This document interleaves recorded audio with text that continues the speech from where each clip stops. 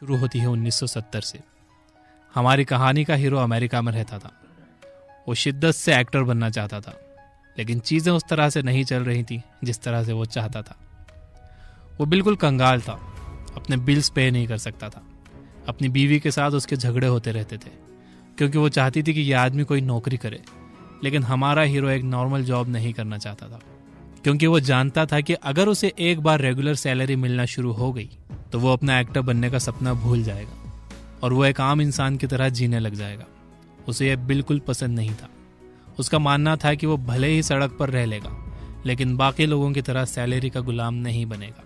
वो अपना acting career बनाने की आखिरी कोशिश करने अपने सबसे अच्छे दोस्त अपने कुत्ते बटकस के साथ ट्रेन से लॉस एंजलिस चला गया, क्योंकि लॉस एंजलिस में ही हॉलीवुड के सबसे बड़े स्टूडियोज हैं।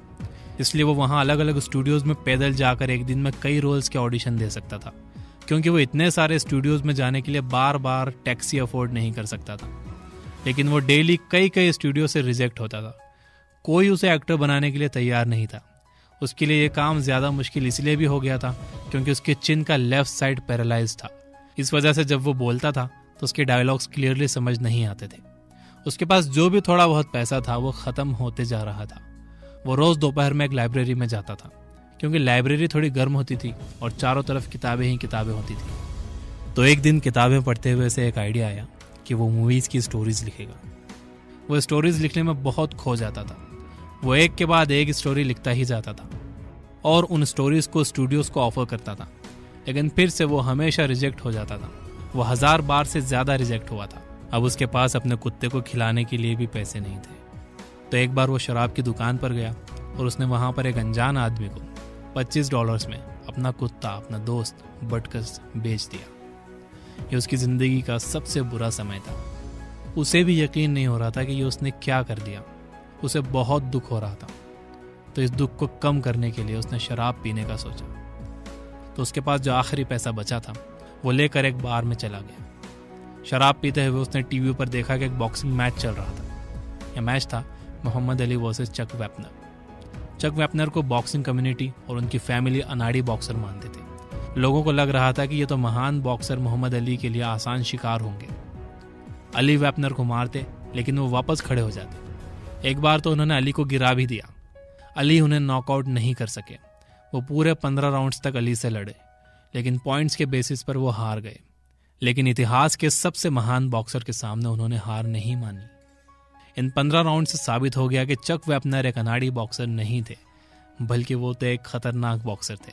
यह मैच देखकर हमारी कहानी का हीरो उठता है और जाता है अपने उस छोटे से फ्लैट में जहां वो रहता था और एक शानदार स्क्रिप्ट लिखना शुरू करता है।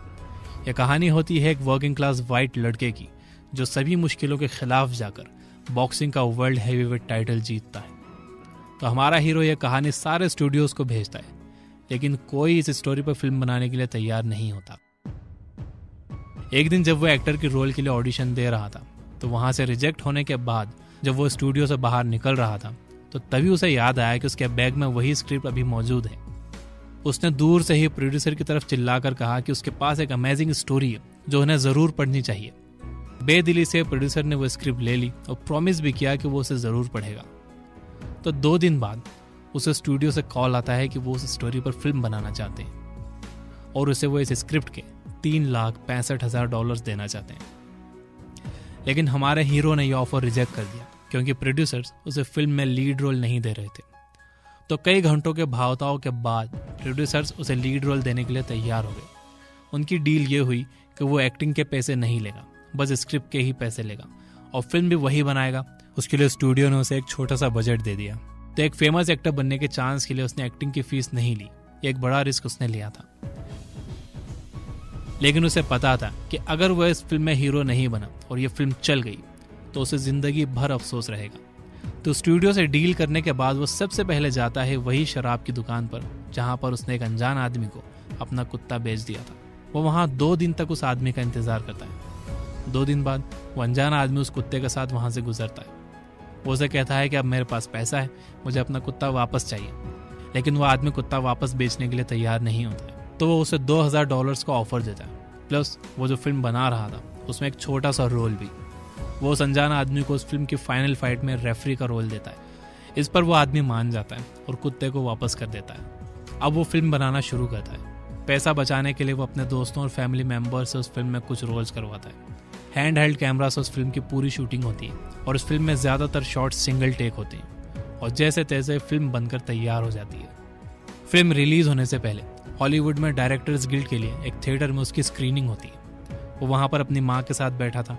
थिएटर में करीब 900 लोग थे और सारे ही फिल्म इंडस्ट्री से ताल्लुक़ रखते थे। उसे अजीब लग रहा था। फिल्म के जिस सीन पर हंसना चाहिए था वहाँ कोई नहीं हंस रहा था। फाइट सीन्स पर भी कोई किसी तरह का भी रिएक्शन नहीं दे रहा था। एक के बाद एक लोग थिएटर से बाहर निकलते गए और आखिर में बस हमारा हीरो, उसकी माँ ही वहाँ रह गए।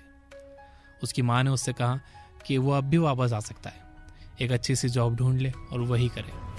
वो अपनी माँ का हाथ पकड़कर उन्हें सहारा देते हुए थिएटर से बाहर निकलकर सीढ़ियाँ उतरते हुए लॉबी में आता है और सडनली वो देखता है कि सारी ऑडियंस वहाँ उसका इंतज़ार कर रही थी और वो सब जोर जोर से तालियां बजाना शुरू कर देते हैं। सिल्वेस्टर स्टालोन रोने लगते हैं। ये खुशी के आंसू थे। आखिरकार उनकी मेहनत ने रंग ला ही दिया। रॉकी फिल्म को 9 ऑस्कर नॉमिनेशंस मिलते हैं और 3 वो जीतती है।